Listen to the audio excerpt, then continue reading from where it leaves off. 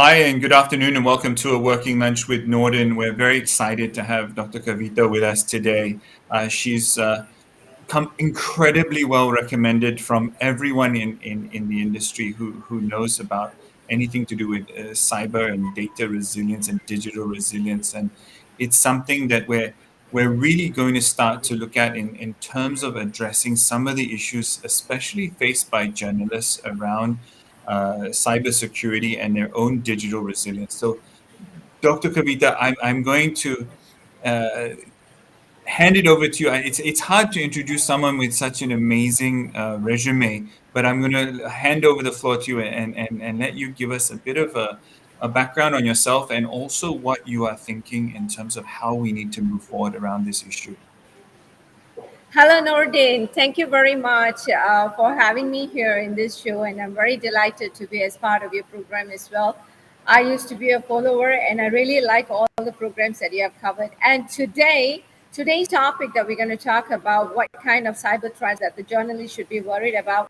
So let us first of all understand the digital security. But before I go on to my topic, and I like the way that Nordin actually introduced me. Um, my resume is a very small resume, not much to talk, not much to highlight, but I'm a BCP practitioner in Malaysia, and I've been doing cybersecurity and also information security, disaster recovery and business continuity for the past 20 years, and heavily got involved in many large government projects as well as private sectors as well. So that has actually given me some great exposure to where we are today and to whatever that I've achieved. I should thank all my partners that I have collaboratively worked. So today, being with Nordin and also this platform, given me another chance to share the information that I have with me, those experience that I had with me for the past 20 years. To make it in this 30 minutes time, it's going to be a great challenge, but I really hope that all of you that are listening and viewing us today, you could get some tips from us. And if you think of reaching us out, so you can always do that through Nordin. And I'm also willing to share my email address later so we can connect later. Well, Now, Nordin, Dr. Kavita, sorry, just to interject. Now, Dr. Kavita, when we talk about this idea of digital safety, and of course, journalists are out there everywhere. You know, they are quite literally putting themselves on the front line of the digital reality that we are seeing nowadays. What are you seeing as some of the major threats? oh, that's okay. When you talk about the digital security, all of us know that today we can't leave ourselves without internet, without connection. Every time we move with our tablet, we have our mobile, we have our data connection, and then we always on the web services. We also have a lot of softwares and application running on our laptop, running on our mobile. And all this, of course, it's giving us a great path for us to be more advanced technologically, number one, and get information on our hand just like that within seconds. It's no longer for me to wait for the paper to be released on the next day. Then I go and buy a queue and I go and buy the paper to get my first input. No longer that way. Today, if I just go to any of those platforms, with just one click away, I should be able to get my first-hand information. And all this job is being done by the journalists. And they've been doing a great job. But for us to applaud the great job that they are doing right now, actually they are putting themselves in the greatest threats, which emerging from one era to another era. The kind of cyber threats that we are talking today are the one that actually exposing these journalists physically as well, logically as well, right? So those unauthorized access or damage by cost of a certain disruption to the information that they are having, steal of information, and some technology assets as well being stolen through a computer network or some sort of intellectual property of any sort of sensitive data that being kept by certain people, and you have somehow rather people access to it, unauthorized access. So these are some of the emerging threats. To go a little detail about it, Nordin, Hmm. we also Yeah. heard about corporate espionage, if you know that. This is a very interesting area that people just think that it doesn't happen, but it's really a thriving industry for cyber criminals.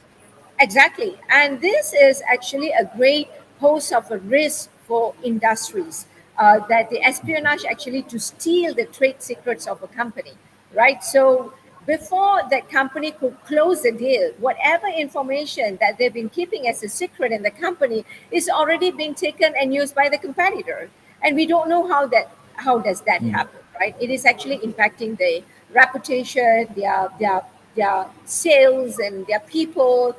And another example that I could actually give with you is the disgruntled insider. Most of the Mhm. companies actually thinks that the attacks are happening from outside. I should be more Mhm. worried about external attacks rather than the inside attacks. But what research says or exposes that, revealing that 80% of the threats are inside, only Okay. 20% should be worried about outside. So those disgruntled insiders are the common source of cybercrime in an organization. So if you don't do Mhm. anything about that, whatever knowledge that they have about sensitive data in your company, you can just forget Mhm. about it. So these people easily can take away with them and do anything that they wanted to do. Now, Okay. Doctor, sorry, Dr. Kavitha, I want to ask you now. Let's focus in on this internal threats. I will come to the the digital espionage, that corporate espionage, because that sounds like really sexy and really interesting. And I'm sure there's a guy in a suit that's like, I'm Bond, James Bond. Yeah, But exactly. let's look at the kind of a more mundane internal threat.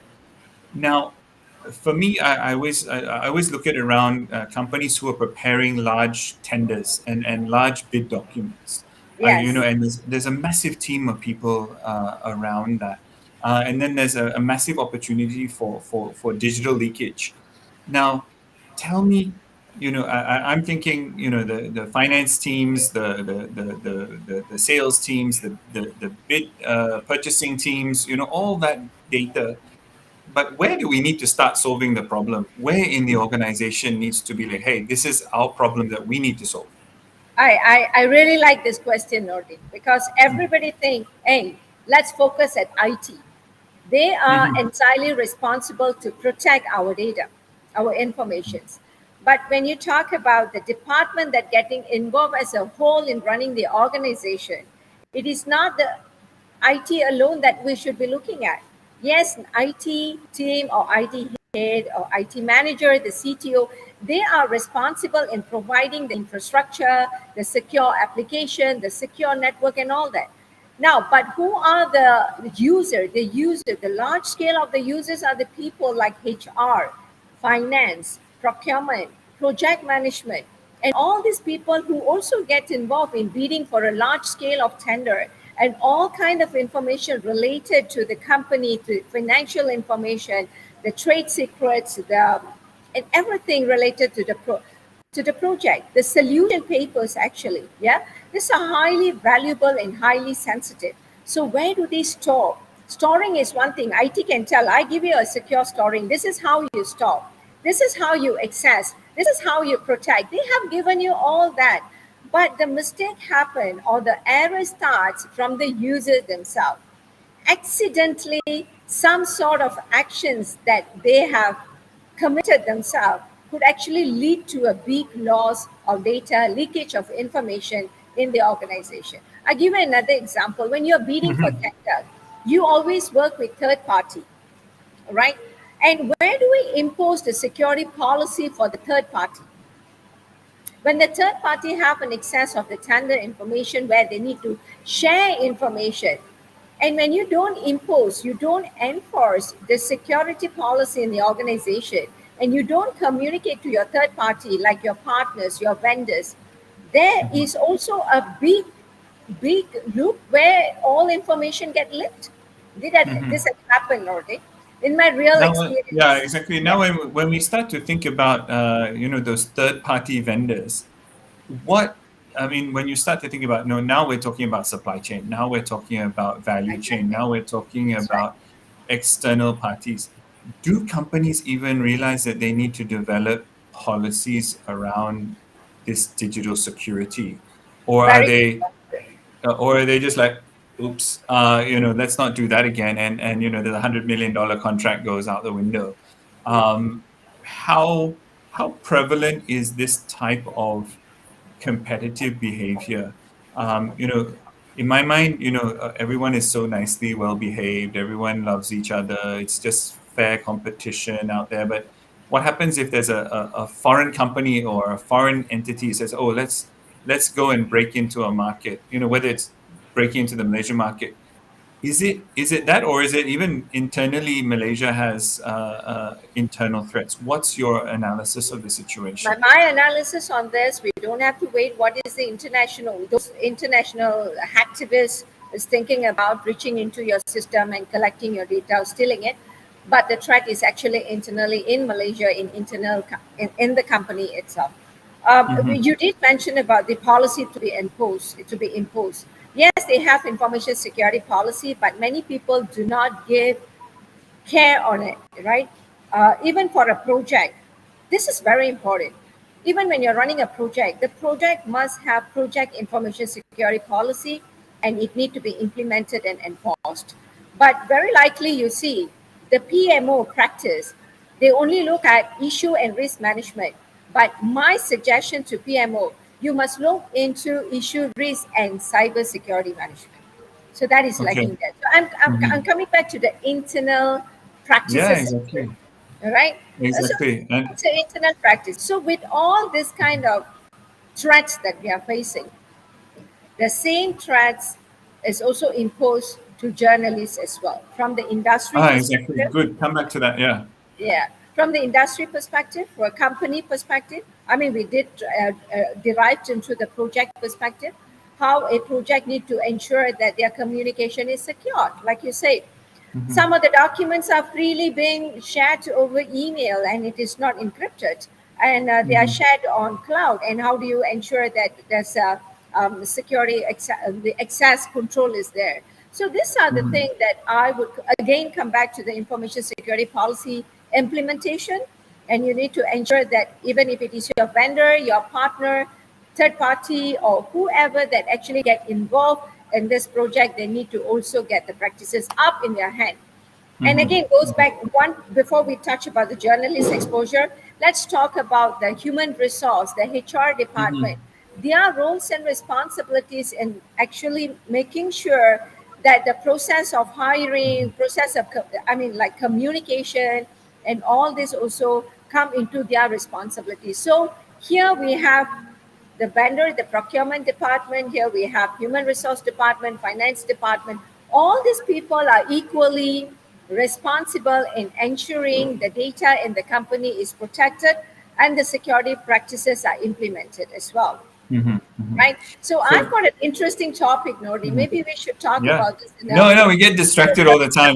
It's so much we digress. We find all kinds of tangents and that. And of course, tomorrow you're one of our speakers for the Malaysia Global Business Forum, addressing weaponized information in the media. But media. you're also talking about the flip side of what happens to journalists. So coming back to this journalists as a key component of this communication infrastructure that goes on. Sometimes they get information from a client or from a company. Company. It could be a crisis situation. It could just be a normal business as usual story. But you start to realize now that actually this is a key component of the threat matrix in that sense. So what do journalists need to now do in terms of their own cybersecurity? Is like what Effa has said. And I also want to say hi to V and Shamala, who are joining us for the show. Always great to have you girls here, ladies here. But when we talk about journalists protecting data, how is that? And the other thing I was thinking of earlier was the Whistleblower Act. I don't know where does this all fit in. There's so many pieces to this puzzle. Yes.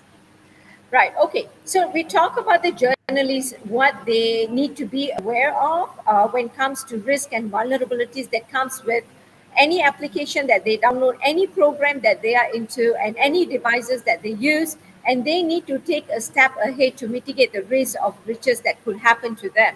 So they need to also understand the type of threats which we talked about earlier.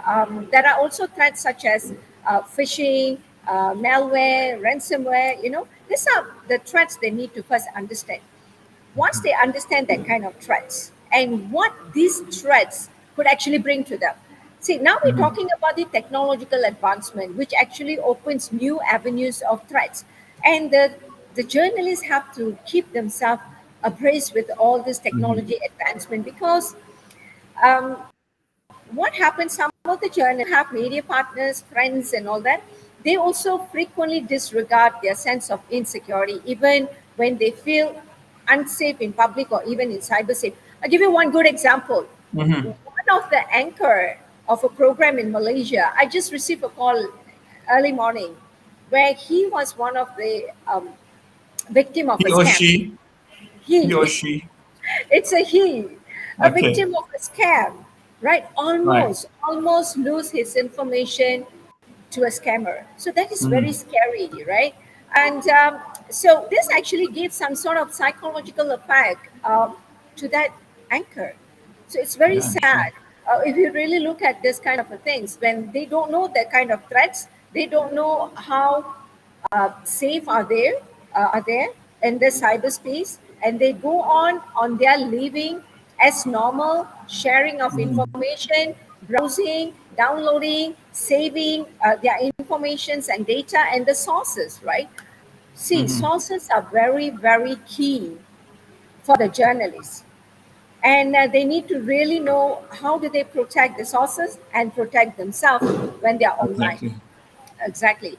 So there are few best practices that they can actually follow, and in Mhm. order for them to make sure that they are at a secure passage, I would say secure passage.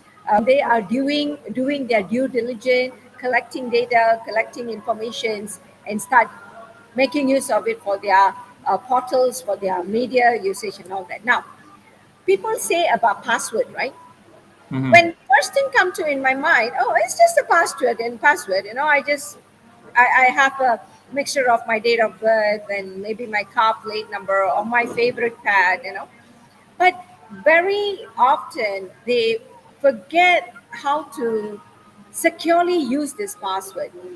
Create a strong password. The authentication is the most important aspect of privacy, and password plays a very important role there. So they need to know that if the password is too simple, password is too vague, it is easy for cyber criminals to crack it.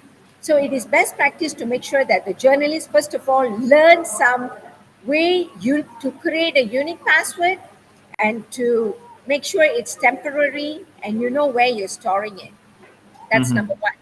Number two is another interesting thing where they do um, browsing. So I call this I'm sure many people know about this router, the Tor they call it. It is actually to keep your browsing activities anonymous. So if any journalists would like to learn more about it, they can always get connected with us. I've got, we can connect them with the technical experts who can actually help them to ensure that their browsing uh, activities are safe and anonymous. That's very important for the writers, I think, for the bloggers, or Mhm. for the journalists. So this allow the lack of traceability allow illegal activities, to protect whatever information that they have, especially when they're sharing it or exchanging this information of the sources or their clients. So this actually to keep them safely and anonymous, right? So they can use Mhm. that kind of browsing. The other thing, of course, is VPN, but it is advisable for journalists not to browse through their Wi-Fi, their, at a coffee stall and even at Starbucks. It may not be secure. Mhm. So use a Yep. VPN. VPN is actually a secure channel to protect the users, from so for certain restriction, and they should Mhm. be actually using VPN. But in Hong Kong, I just heard this, Nordin, would like Uh-huh. to share with you. Sure. All journalists are required to go through, or rather, they are very well exposed on cyber safety. Can you imagine that? Mhm. And in China, literally from a graduate who wants to become a journalist or who involved in mass comm, they are already trained with cyber safety program.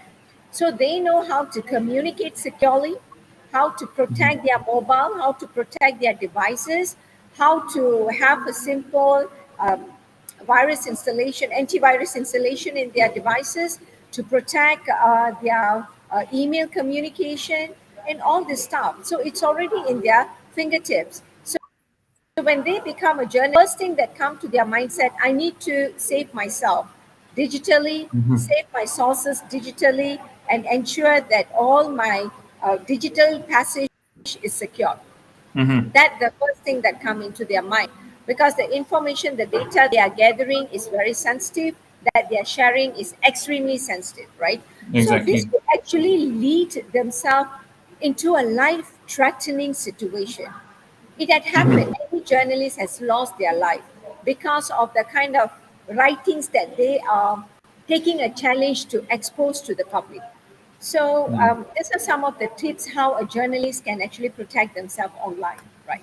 Yeah, and I think there's some countries, some jurisdictions, and some stories are going to put you on a higher risk group in Risk. terms of threats. And I think journalists, I think this is one area that I think, the I know Malaysia is developing a media council, and this is one area that, that journalists need to be empowered with that knowledge. And I think this is one thing that maybe tomorrow also with Datuk Rocky as one of our panelists, I think you should, chew his ear off and say, look, this is the biggest threat to you guys right now. Yes, Get involved in this, and of course he's very well versed in a lot of things. So, but I want to come back now to the James Bond question. sure.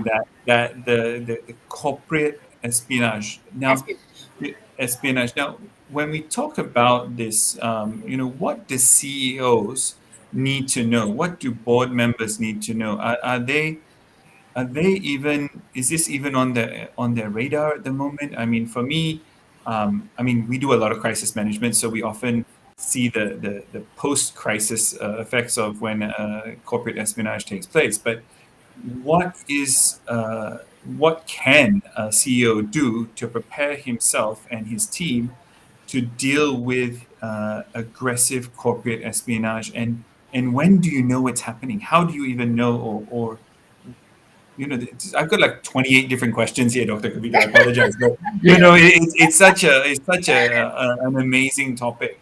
Exactly. But in that sense, what's the first step a CEO should take? Right. I think one important thing that all C-suites must bear in their mind, be mindful on not just ever-growing number of vulnerabilities, but also the cybersecurity threats that can actually give a big impact to their company. Now, I'll come back to the governance to talk about this. I want to talk about governance here.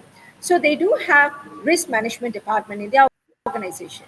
So when you perform a risk management, do your cyber risk analysis, and then at the same time you also do people risk. So when you do a people risk, I think when you asked me this question, right? How do I even know there's a spy in my company? It's a very tough question, right? There could be some technological advancement could actually help us to identify if there is even a corporate espionage in our company. But I think it should go back to the enforcement of governance and security compliance in the company, right? Do Mhm. a risk assessment to not only to the technology, right? You do need to do that for the people that you have, for the processes that you have in place, so that you can prevent. You can't like eliminate this completely, but you can reduce, if anything were to happen, you can reduce the impact, at least to a certain extent. So when you already know that's why your whistleblower act all will come into the place, and then we need to have again come back to the governance enforcement, the compliance enforcement.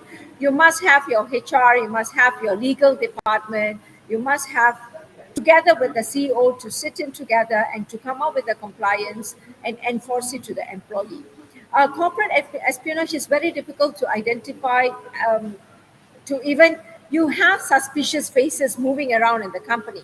But let's go back to the hiring process a little bit before a step back.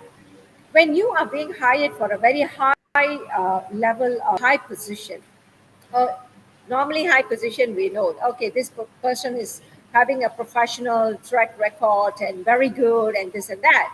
So very least that you could actually have them being suspect of anything.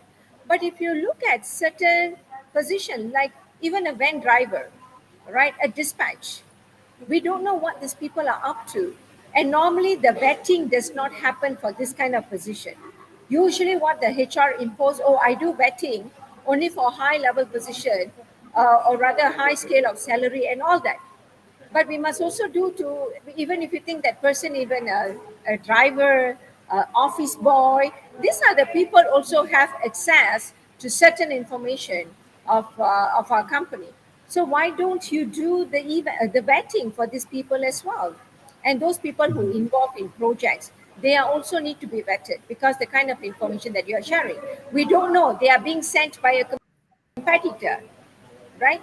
Yeah. Nowadays, you don't have a military that holding a Herf gun in front of your company. I'm going to protect this company.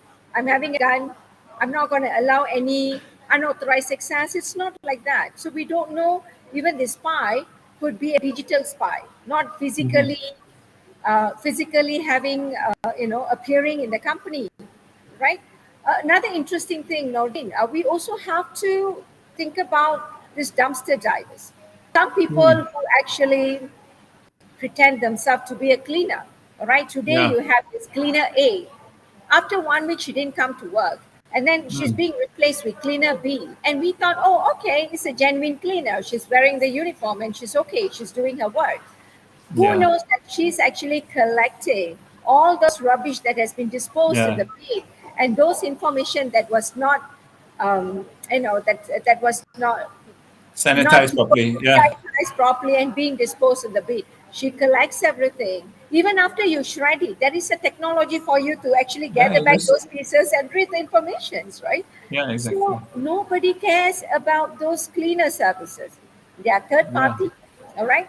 There are also some internal insider who pay this cleaner, hey, bring me this information from that dustbin. I'll see you outside at the back.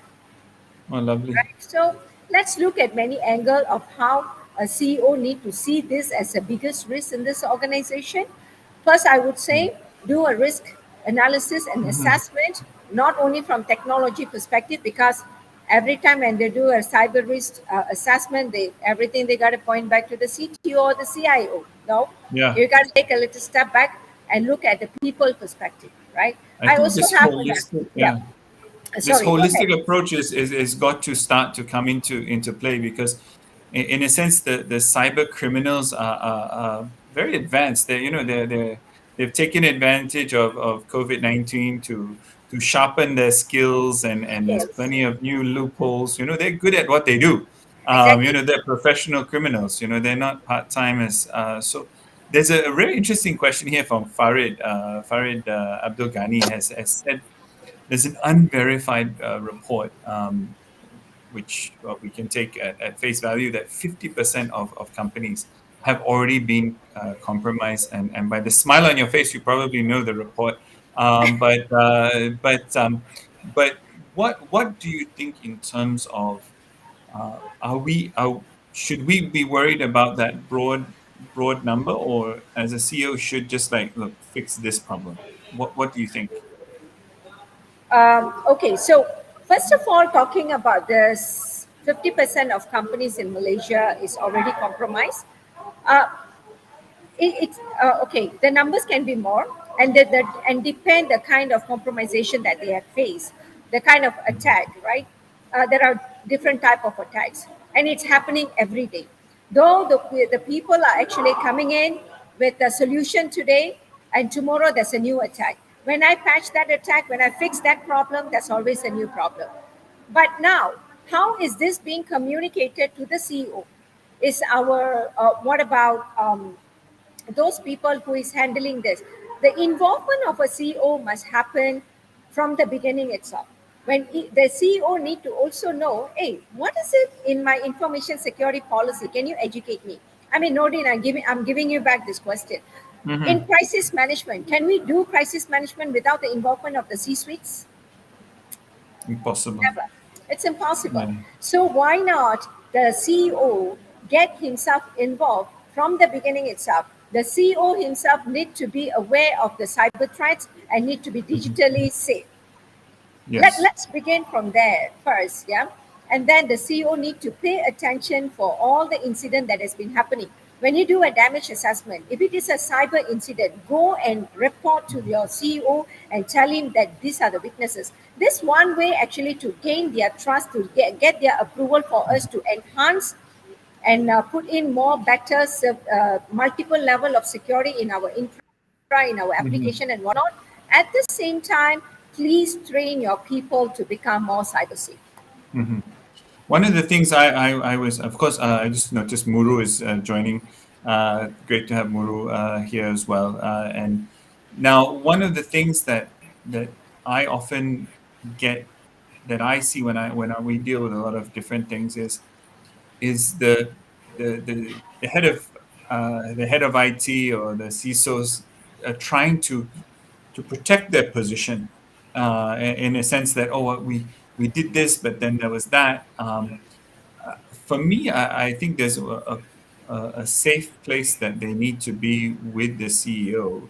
That, look, this thing happened. Now is not the time to go on a witch hunt. Now is the time to solve the problem.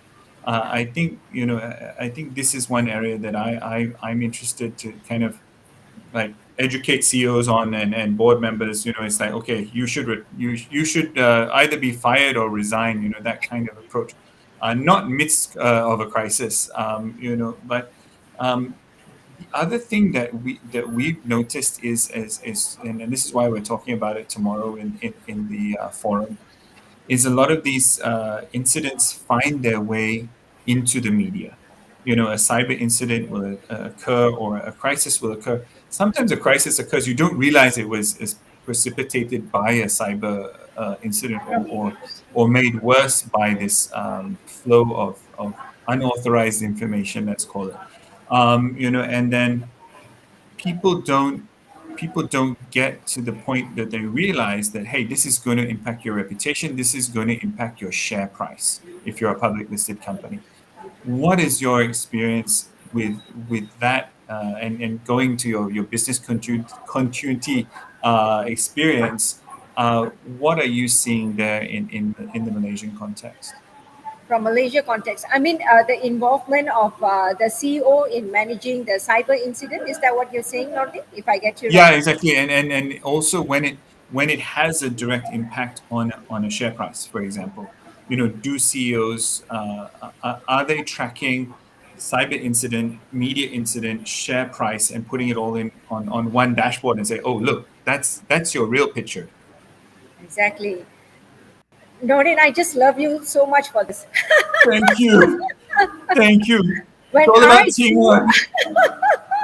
when I do business impact analysis for company to be, to be more, to understand what kind of impact it actually gives you when certain incident happen. One of the major incident that we always rating it as a high risk is the cyber incident. And when Mhm, cyber incident happen, it has got financial impact, it has got reputation impact, employee impact, legal impact, and all this impact. Even to a certain extent, it's environment impact, project impact, mhm. right? So we every time reveal this information to the CEO. I must tell all our CEO in Malaysia, they are doing very well. Good, They good, have all the time. It's good. very difficult to get their time. And then most of the company that I'm doing my BCP, I would love to meet the CEO before I even start the project, but CEO will be the last person after I finish my project. That shows how serious are they when it comes to business continuity, disaster recovery, and cybersecurity risk management. So I urge all the CEO to pay attention, because today all the hard work that you're doing in having this information being protected in your organization. Look, data is the biggest asset in your company beside the people, at the same Mhm, value of the people, I must say, nowadays. And you mhm, can't afford to lose them. And when we do a cyber risk assessment, please pay attention the kind of impact it actually brings to your company. Financial, reputation, share market, and everything. So mhm, CEO must play a critical role first to understand what is this cyber risk about. Two, what are the impact it can actually bring to your company. Three, what is the strategy that we can have in our company to protect from if that thing happened, what do we need to do? Number four is about cyber crisis management, cyber Mhm. incident crisis management. I really Yeah. love to talk about it in our next show. I know, right? We're gonna have to do about 3 or 4 more shows just Yes, to. I mean, I think we got sidetracked twice, and that Bond, James Bond, what do you call it? corporate Corporate espionage. cyber espionage. I think got us. Um, Dr. Kavita, we have gone over time. I knew we would. I knew we would. But we get you again tomorrow, which is wonderful at the Malaysia Global Business Forum event. My So pleasure. I'm excited to dig into this issue with you more tomorrow, and you're one of our important speakers. So I look forward to seeing you tomorrow in person, and I look forward to everyone joining us tomorrow um, at the Malaysia Global Business Forum. And I wanted to take this opportunity to thank you for joining us on a working lunch with Nordin. I think we need to have more lunches and actual physical lunch. So with that, thank you Definitely. very much, Dr. Kavita. Thank you, Nordin, for having me here. Pleasure is mine as well. Looking forward to meet you guys tomorrow. Love you all. Thank you. Bye bye. Bye.